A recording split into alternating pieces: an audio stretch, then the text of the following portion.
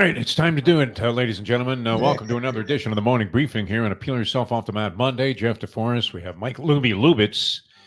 So I don't have the appropriate props with me because I didn't have a 20 in my wallet. I was down to like $1 after a weekend at the track, which only started with a couple of hundred. And I did spend some cash. You always have to justify your losses by saying, well, yeah, I paid cash for gas.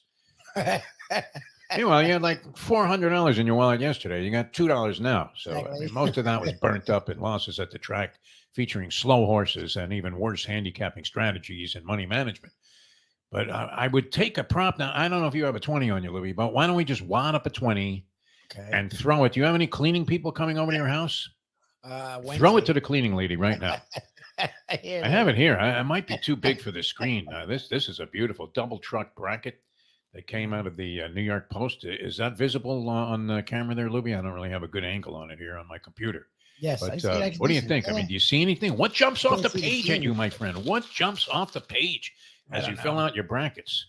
I Anything don't know. significant? I'm going to say this. Out of the number one seeds that were recorded, and UConn became the number one seed overall, and I don't know that wasn't more than justified, because it seemed like the conclusion was, especially as you came down the pike, the stretch of the regular season and into the tournament, that UConn was playing the best basketball of anybody in the country, and that it was UConn.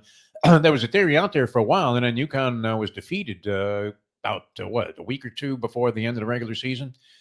Stunning, surprising loss right after everybody declared that there was a giant gap, Loopy, a big separation between UConn and the rest of the field.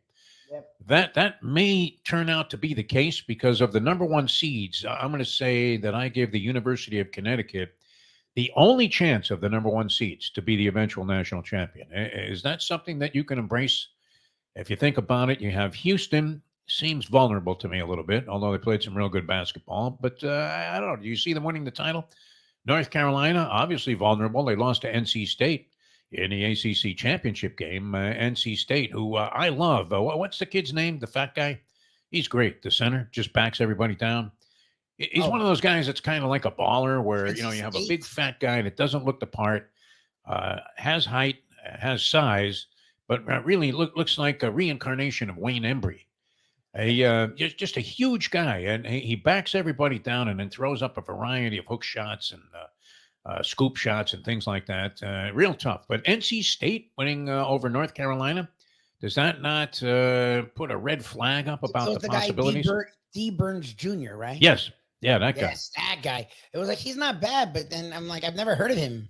It was 9-12. He really is one of those guys that shows up at the park and keeps the court all night. Fantastic, especially if he doesn't have to worry about getting into any kind of a foul, trouble situation. But nonetheless, and a lot of surprises, I guess, in the conference tournament finales. You had a bunch of teams sneak in with automatic bids to the tournament. And what did that do, Mike Lubitz? Oh, it's Chris. Yeah, your boy Rick Pitino got banged. Oh, my God. If he was wearing the white suit yesterday when St. John's was watching the selection show, it probably is just encrusted with bloodstains now after watching that torture that took place. Joe Lunardi, I mean, he had to be just beside himself. He had to have his guts ripped out because he had St. John's as among the last four in for the last couple of weeks. They were teetering on the bubble, supposedly.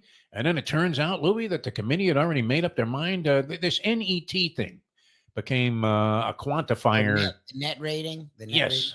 That has really bizarre connotations because no team that was 33 or lower in terms of NET had ever been denied entrance into the NCAA tournament until now.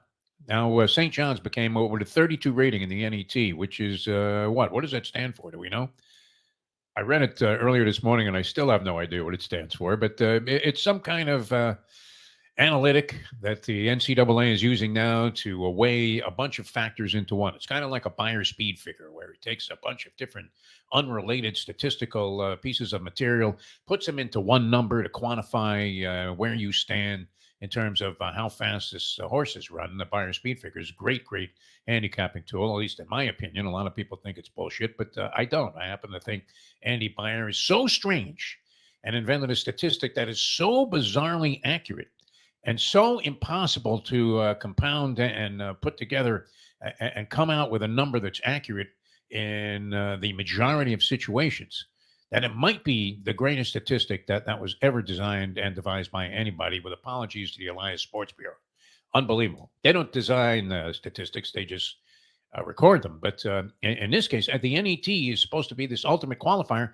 St. John's, by all rights, qualified on all fronts. I know that they were on the bubble, and I get it. Two conferences fucked everyone.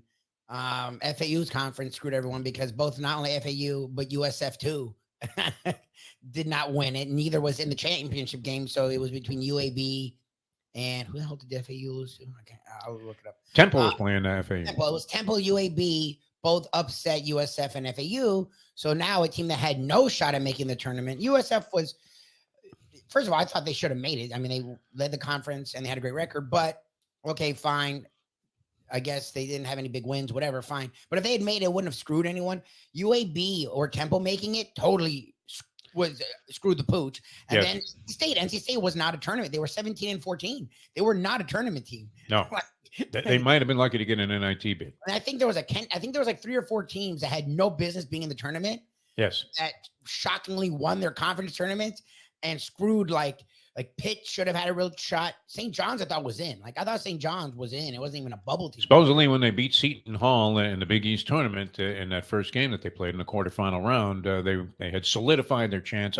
I was actually shocked because I saw it first on a crawl that St. John's had abdicated and refused to take the bid to the NIT, that they didn't want to be considered. And I thought, well, why would they be considering that? They have to be like at least a 10 seed in the NCAA tournament. And then I realized, wow, the only reason that crawl is running across my television screen is because Pitino got fucked. Fucked. Is there an agenda against Rick Pitino? What do you think, Lubie? There should be some conspiracy theorists. Yeah, where's Roger Stone when you need him?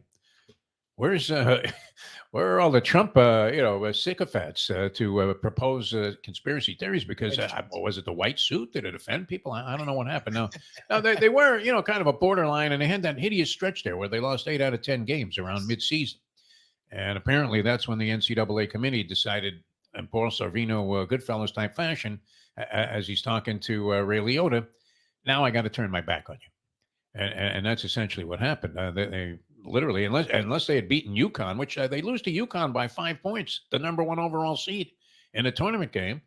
And you would think that also would have been something that would have solidified their position. But not a lot of screaming. I mean, where do you stand on this, Lubie and people? This whole idea about expanding the tournament to 128 teams. No. What garbage, right? I mean, there's the NIT. You could still be in a tournament if you want to. They take 32 teams. So you're talking about 68 teams are getting into the NCAA tournament. That's plenty. If you can't decide the legitimate champion by picking 68 teams to be in your tournament event, then you really, are never going to come to the conclusion that somebody was the best of the best in any given season. Look, so that's good enough for me. But we think he can make a run, fine. But come on. Were we really thinking they were going to win the title? I'm sorry. Again, the 69 through 72nd team. And that's what people are bitching. They're bitching about Pitt, Seton Hall, St. John's. And there was one more that they're bitching about. None of those teams were teams I'm scared of winning it all. And I get it. FAU made a run last year. But FAU also wasn't on the bubble. FAU was decisive all year long. And they had mowed down their competition. They had won 21 straight in the regular season. They were good. For Pitino, because he would have been fun in the tournament. He probably could have won a game or two. But no, that's fucking insane. I'm sorry. That's ridiculous. 100%. A lot of people are proponents of that. I'm surprised because why not just give out a participation trophy at the beginning of the year to everybody and not even play the regular season? Exactly. If you're going to put 128 teams into the NCAA tournament, completely unnecessary. All of you people that are advocating for that are putzes. You're fools. You're clowns. There's no reason for it. There's no reason to go any deeper. It's not as if they pick 4 teams and so the 5th team is getting screwed. You're talking about the 69th best team in the country. Now, you could make cases, as you said, Lubie, you have these bizarre upsets, but that's part of the fun of the whole thing, where a team can have a god-awful regular season, somehow get hot at the right time, maybe find some teams that are looking ahead or really don't care because they've already solidified their ticket to the NCAA tournament, so they don't put as much energy into the conference tournament as they might otherwise if there was more desperation factor involved. But Yeah, I mean, to add more teams into the tournament would be utterly ridiculous. Stupid. So, what do you think, Lubie? I mean, do you have an opinion on this thing? Are there any teams that could potentially propose upset possibilities? I did like Tennessee a little bit because of Dalton Connect. I think this guy might be. Is he possibly the best player in the country? Dalton Connect of Tennessee. Maybe. I mean, everyone talks about your guy, the Clod from Purdue. Oh, Zach Edey. That's what everyone talks about. I've looked at the bracket a little bit. I have to actually like. They have a hideous recent history in the NCAA tournament, though, including last year's loss as a number 1 seed when they lost to Fairleigh Dickinson. Yes. Unbelievable. The second number 1 ever. Yep. Yeah. That was total ugly. I don't know. Yeah, I mean, Zach Edey's a problem for a lot of teams. I don't. We have a friend that doesn't think he's ever going to be selected by the NBA. I would imagine some NBA team is going to take a late first-round shot on Zach Edey. Oh, no, he'll get drafted. It's just he's not destined to have like some super long NBA career, but he'll make money. What's that? Oh, that's me. Sorry. I'm trying to get the freaking bracket up. Yeah, I don't know. As I look at it now, I'm super chalky. Like I see UConn, I see Houston. Like that's what I'm sitting as of now. I don't know. I'm gonna take a look through today, see if I can find the 5. Because that's the problem is I see the 5-12s and you see the 13-4s, but like I never see them going that far. When we get to the Final Four, it's usually 1s and 2s for me. The cream rises to the top, or tends to. Although it didn't last year. I mean, that was an oddball configuration. Nobody had Miami. Nobody had FAU. Nobody had San Diego State, who's back in the tournament.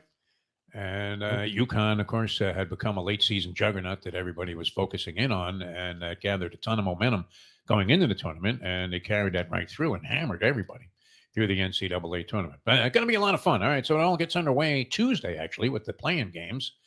How much consideration do you give to those? And do they count in terms of making your predictions about the bracket? Do you include the play-in games in the office pool? See, if you're smart, you wait till they're done. You would have to. They'll let you. Now, the rules are everybody pays in advance. If you don't put your money in, you're not in. There's no, hey, Lou, I'll have it for you next week. No, that doesn't fly. Like, they get decided. Usually people give you till like Thursday at 12 or whatever. So consider the poor schmuck that's running the pool. Now that's a different story. Often the general manager, whoever is the CEO of the office that's having the pool, will assign that to some poor soul who's about to get fired. Yep. Right. And then that guy or woman goes out the door without ever collecting half of the money.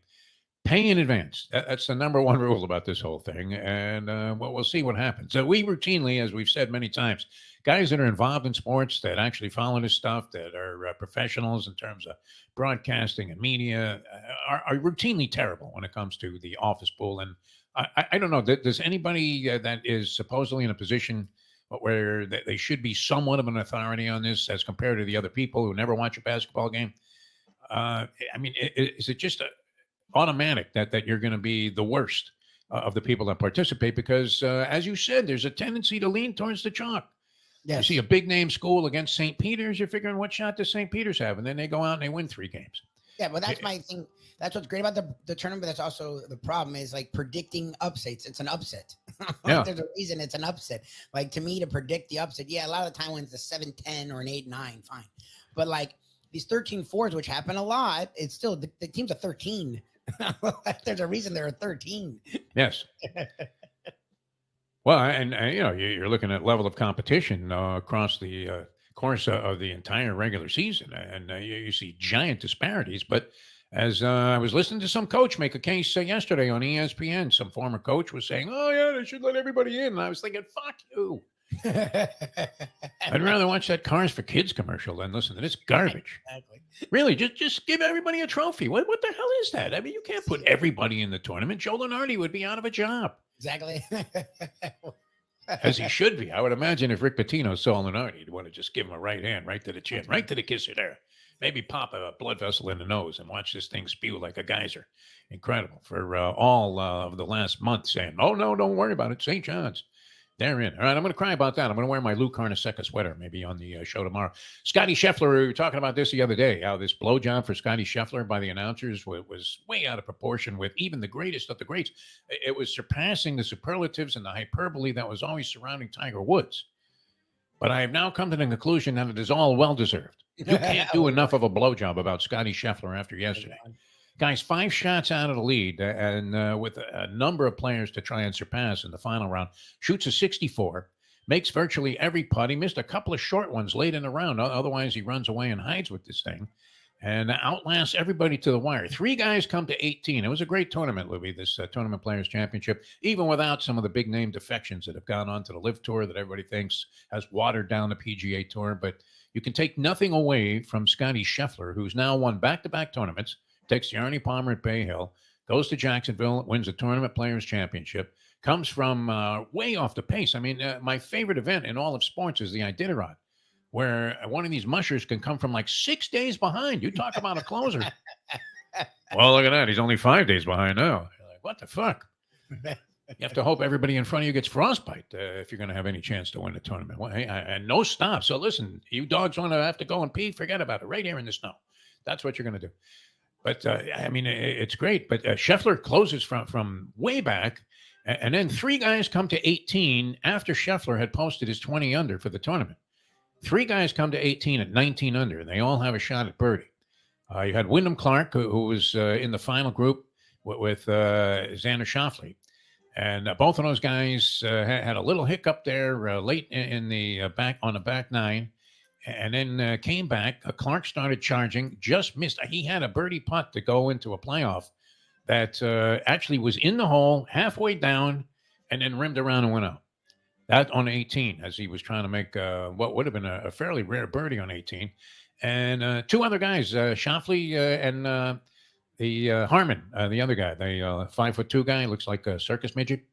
And he popped out of a Volkswagen, and he was 19 under, and he just missed a putt to go to a playoff. But Scheffler does it, and first guy ever to win back-to-back in the Tournament Players Championship. 50-year history of the tournament. No one's ever won it 2 years in a row. He has done that now. Clear-cut #1 player in the world, regardless of what these people... where is the Live Tour this week? Are they in Buffalo? Where the fuck are they? Does anybody know? What is the Live Tour schedule? If anybody can... you have to really be a golf fanatic to say, hey, you know what? The Live Tour is coming to town. Who the hell would know? Nobody. They were here in Miami, and there were 4 people out there on the Doral Golf Course. So there were more birds out there than there were people and fans. It was a great scene, too, that 17 at TPC. Fantastic. You see the crowd, the gallery there, and the way it's set up. It's just absolutely fantastic. So Scotty Scheffler deserves credit here on the morning briefing today. And, of course, we're going to be caught up most of the week. We'll try to find some long shots for you in the NCAA tournament. We have a few analysts that we have great respect for, and they follow this stuff close. Now is the time where if you're a college basketball fanatic, you should be able to rise to the top and shine. So that's going to be a whole lot of fun. Now, we're getting to a magnificent period of time on the sporting landscape. Yes. You got baseball on the horizon. That's not that far away. Opening day is like the end of March. I think it's like incredible, Lubie. I guess a week and a half, yeah.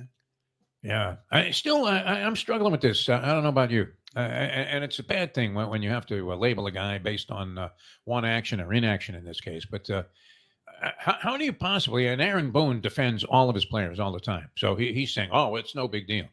But how do you offer a guy a chance to start on opening day? He's the 3rd guy in your rotation. You offer him a chance. Just came to the Yankees. It was acquired by the Yankees this year. This Marcus Stroman. Garrett Cole's going to be out for a month, maybe 2, more likely 2 months, and possibly even longer beyond that. A disaster right out of the gate for a team that had a suspect rotation to begin with. Their ace, Cy Young Award-winning Garrett Cole, is out for the first couple of months of the season. Aaron Boone goes to Marcus Stroman, who was just acquired by the Yankees in the offseason, and says, hey, Marcus, you want to be the opening day starter for the New York Yankees at Yankee Stadium? I think they're home for this game. And he says, nah, I don't want to bust up my routine. What the fuck? That's weird. That defies every credo, Yep. every possible principle that you could abide by if you're any kind of an athlete in any team sport, especially at the highest level, where you don't want to be the man. Yep. I don't know, man. My arm's a little sore today. It's 2 weeks away from this thing, Stroman. Come on, get with it. So he decides to pass on that. And then Aaron Boone's in a paper going, well, you know what? That's the way we were thinking anyway. Then why the fuck did you offer him the ball? Exactly. Shut up. What kind of pussy move is that to decline the opening day start for the New York Yankees, which each one should be documented and put in a legendary place in baseball history, the opening day starter for the New York Yankees. And this guy says, just put me in the third game. That's where I really belong. I'm just a schlepper. Don't put me out there. Ugliness. All right, we have to run. We've been babbling too long here because we're excited about this whole thing. But give your money to the cleaning lady today. Do yourself a favor and avoid the frustration. Don't even fill out a bracket. Just hand Ilsa, the cleaning lady, $20. And she says, what's this for? And you say, because you're going to win the tournament no matter what. So I'm just giving you my money now. I don't even want the hassle of being involved here. All right, we have to run. That's today's edition of the Morning Briefing. Thanks for tuning in here. For Mike Lubie, I'm Jeff DeForest here on Cafe TV, NoFilter.net, our various other platforms.